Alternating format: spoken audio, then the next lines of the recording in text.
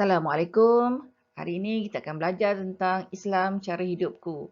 Arahan, sila buka buku teks pendidikan Islam, muka surat 80 hingga 83.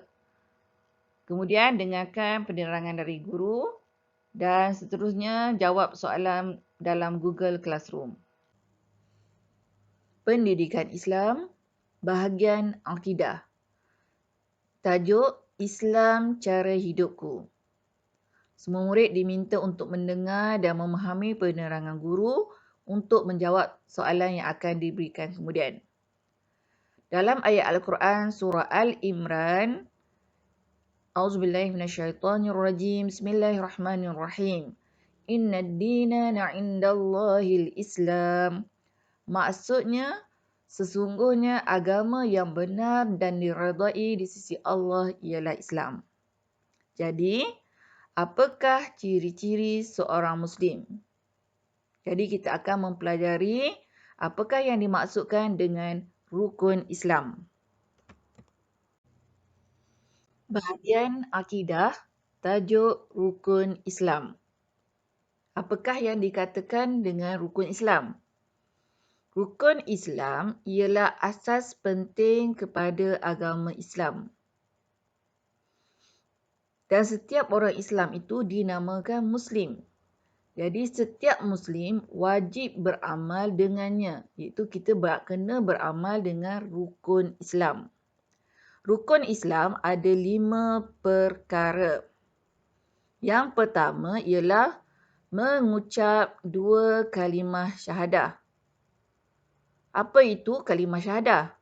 Kalimah syahadah ialah Asyhadu an la ilaha illallah wa asyhadu anna Muhammadar Rasulullah.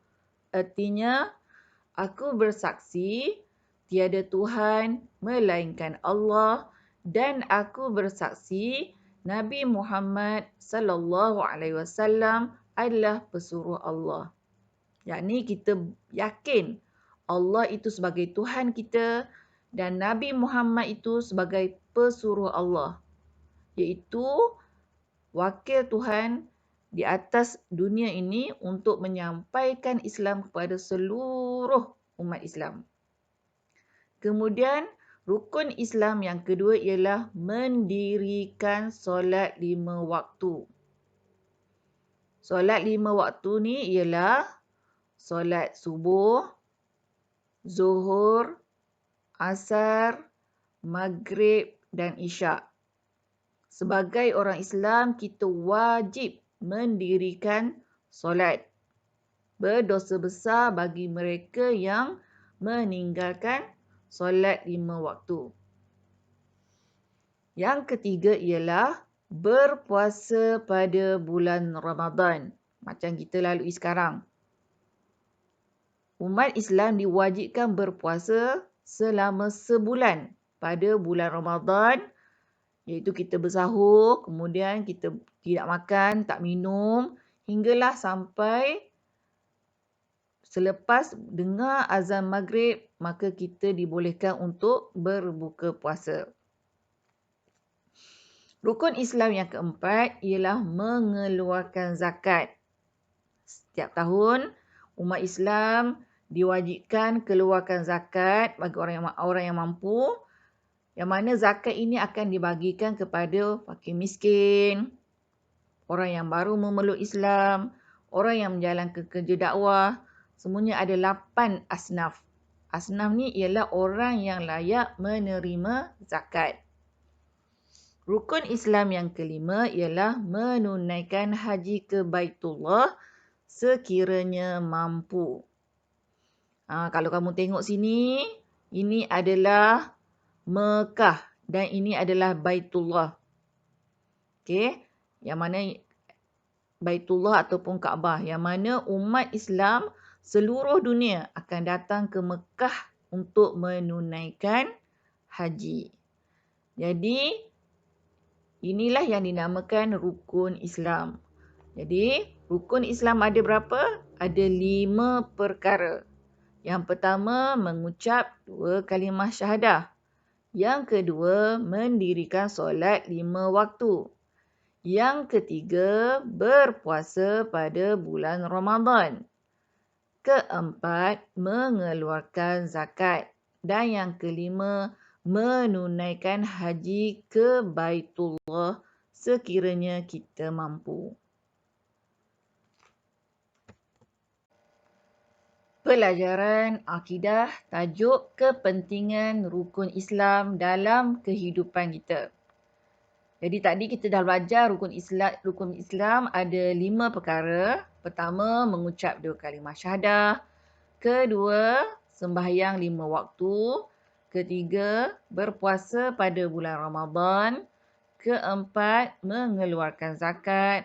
Dan kelima, menunaikan haji ke Baitullah bagi orang yang mampu. Jadi seterusnya pada muka surat 82, kita akan tengok tentang kepentingan rukun Islam dalam kehidupan. Apakah pentingnya rukun Islam ni dalam hidup kita? Yang pertama, menyembah hanya kepada Allah. Iaitu, tiada Tuhan yang kita sembah, hanyalah Allah sahaja.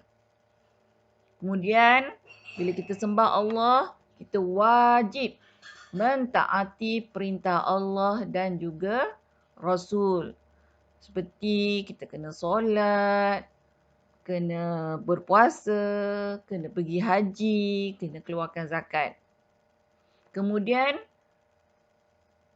berakhlak mulia. Apa contoh berakhlak mulia? Berbuat baik kepada orang lain, tidak menipu, mentaati ibu bapa. Berakhlak mulia ini ialah perangai yang baik.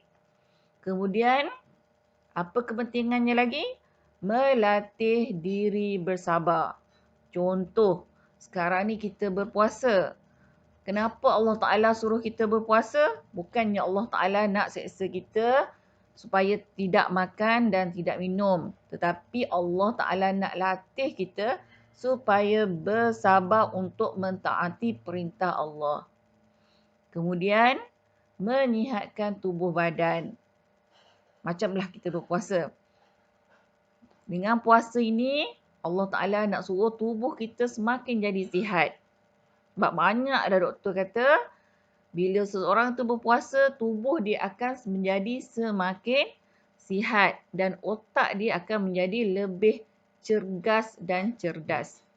Jadi kamu akan lebih mudah untuk belajar jika kita berpuasa. Kemudian, kepentingan rukun Islam yang seterusnya ialah tanda bersyukur. Contoh, semasa kita mengeluarkan zakat. Bila kita ada duit lebih, kita bantu pula kepada orang-orang yang susah melalui duit zakat yang kita berikan. Kemudian seterusnya, memupuk sikap suka membantu. Contoh zakat tadilah. Kita bantu orang yang susah, orang yang menjalankan kerja-kerja dakwah, orang yang baru memeluk agama Islam. Dan seterusnya yang terakhir ialah menghubungkan silaturahim. Contohnya, bila kita pergi solat berjemaah di surau, di masjid, kamu akan berjumpa dengan ramai orang. Jadi, semasa itu kita akan berkenal-kenalan dengan orang-orang di tempat kita melakukan solat berjemaah itu. Begitu juga bila kamu membantu orang yang susah. Jadi di situ juga kita akan menjalinkan hubungan silaturahim. Orang yang susah itu akan sentiasa mengingati kita dan berterima kasih atas sumbangan yang telah kita berikan.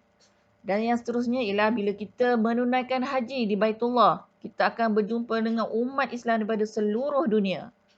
Jadi kita dapat berkenal-kenalan dengan umat-umat Islam lain yang berada di negara-negara lain semasa kita menunaikan haji. Wallahu a'lam.